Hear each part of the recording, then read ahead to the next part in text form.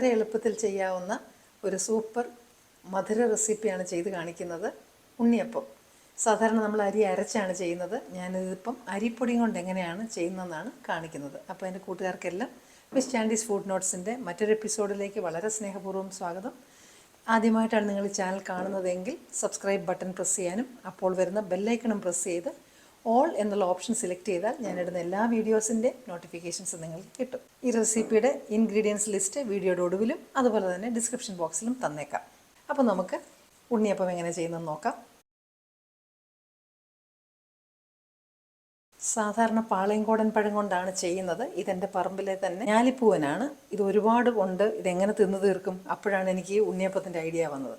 ഇത് പാളയംകോടനാണെങ്കിൽ പുളി കുറച്ച് കൂടുതലുണ്ട്, അതുകൊണ്ടാണ് അത് പ്രിഫർ ചെയ്യുന്നത്. മാവ് കുഴച്ച് ഒരു 5 മണിക്കൂർ വെച്ചിരുന്നാൽ മതി. ഇനി അതുമല്ല എങ്കിൽ ഒരല്പം ബേക്കിംഗ് സോഡ ഇട്ട് കൊടുത്താൽ പെട്ടെന്ന് പുളിച്ചോളും.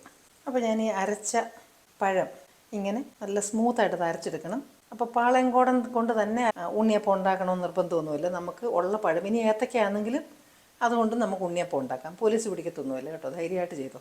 ഇതിപ്പോൾ അതിനകത്ത് കട്ടയൊന്നും ഇല്ലാതെ നല്ലപോലെ അരച്ചെടുത്തിട്ടുണ്ട്. ഉരുക്കി അരിച്ച ശർക്കരയാണ്. അപ്പോൾ നമ്മുടെ ഷുഗറിൻ്റെ ഇതനുസരിച്ച് നമുക്ക് ചേർക്കാം. ആദ്യമേ അങ്ങ് മുഴുവൻ ഒഴിച്ച് കൊടുക്കണ്ട, പകുതി ഒഴിച്ചതിന് ശേഷം നമുക്ക് നോക്കാം. അപ്പോൾ ഇത് നന്നായിട്ട് മിക്സ് ചെയ്തെടുക്കണം. അതിലേക്ക് ഏലക്കാപ്പൊടി ഇടാം. ഇതിലേക്ക് ഇനി പൊടി ചേർക്കാം. ഒന്നിച്ചിട്ട് ചേർക്കാതെ കുറച്ചിട്ട് അത് ഇളക്കി ചേർത്താൽ മതി. ഇടിയപ്പത്തിനൊക്കെ യൂസ് ചെയ്യുന്ന സോഫ്റ്റായിട്ട് നല്ല നേർമയായിട്ടുള്ള പൊടിയാണ്, പുട്ടുപൊടിയല്ല യൂസ് ചെയ്യുന്നത്. അപ്പം അങ്ങനെ നല്ലതായിട്ടൊന്ന് മിക്സ് ചെയ്താൽ മതി. ഇതിനകത്ത് എത്രയും എയർ കയറുന്നോ അത്രയും സോഫ്റ്റ് ആയിരിക്കും നമ്മുടെ ഉണ്ണിയപ്പം. അങ്ങോട്ടും ഇങ്ങോട്ടും ഇളക്കാതെ ഒരു സൈഡിലോട്ട് തന്നെ ഇങ്ങനെ ഇളക്കിയാൽ നല്ലതായിരിക്കും. ഇങ്ങനെ ഒരു ഡ്രോപ്പിംഗ് കൺസിസ്റ്റൻസിയാണ് നമുക്ക് വേണ്ടത്. അപ്പോൾ ഇങ്ങനെ വിട്ട് വീഴുന്നത് കണ്ടോ. അപ്പോൾ ഈ കൺസിസ്റ്റൻസി മതി നമുക്ക്. ഇനി ഇത് നമുക്ക് അടച്ച് വയ്ക്കാം. അപ്പോൾ നമുക്കിനിയും ആ തേങ്ങാക്കൊത്തൊന്ന് വറക്കാം. അത് നെയ്ക്കകത്ത് തന്നെ വറക്കുന്നതാണ് നല്ലത്. എന്നിട്ട് ഈ ബാക്കി വരുന്ന നെയ്യും കൂടെ അതിനകത്ത് ചേർത്താൽ നല്ല ടേസ്റ്റ് ആയിരിക്കും. നെയ്യൊന്ന് ചൂടായി വരുന്നുണ്ട് ചെറുതായിട്ട് അരിഞ്ഞ തേങ്ങാക്കൊത്തിടാം. ചെറിയ ബ്രൗൺ കളറായാൽ മതി. ഇങ്ങനെ ചെറുതായിട്ട് സൈഡിലൊക്കെ ബ്രൗൺ കളറാകുമ്പോൾ നമുക്ക് തീ അങ്ങ് ഓഫ് ചെയ്യാം. എന്നിട്ട് തീ ഓഫ് ചെയ്തതിന് ശേഷം നമ്മളൊന്ന് ഇളക്കിക്കൊണ്ട് നിൽക്കണം, ഇല്ലെങ്കിലും കരിഞ്ഞു പോകും. തണുത്തതിന് ശേഷം മാത്രമേ നമുക്ക് ഇടാൻ പറ്റത്തുള്ളൂ, ചൂടോടെ അങ്ങ് ഇടണ്ട. നമ്മുടെ മാവും ഇപ്പം പൊങ്ങിയിട്ടുണ്ട്. ഇതിപ്പം 5 മണിക്കൂർ 6 മണിക്കൂറോളം ആയതാണ്. ഇനി അതല്ലെങ്കിൽ ഞാൻ പറഞ്ഞ പോലെ നിങ്ങൾ ബേക്കിംഗ് സോഡ ചേർക്കുക.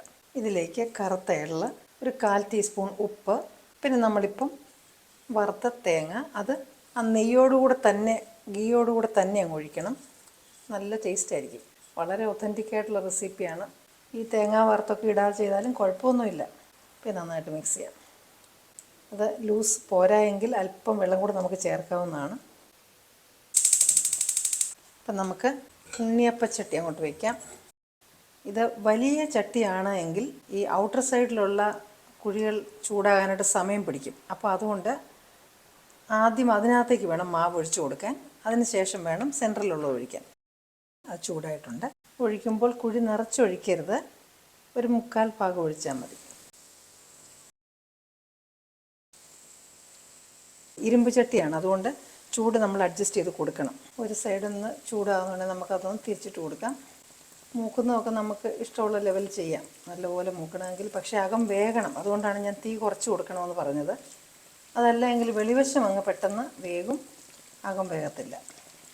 ഇതാദ്യമേ ഒരു ടിഷ്യൂയിലോട്ട് വല്ലതും ഒന്ന് ഇട്ട് കൊടുക്കണം. അതിൻ്റെ എക്സ്ട്രാ എണ്ണ അങ്ങ് പൊക്കോളും. നിങ്ങളുടെ നിർദ്ദേശങ്ങളും അഭിപ്രായങ്ങളുമൊക്കെ കമൻസ് ബോക്സിൽ പോസ്റ്റ് ചെയ്യാം. ഇനിയും നിങ്ങൾക്ക് ഇഷ്ടപ്പെടുന്ന മറ്റു നല്ലൊരു റെസിപ്പിയുമായി വീണ്ടും ഞാൻ എത്തും. Till then I M signing off and you stay safe.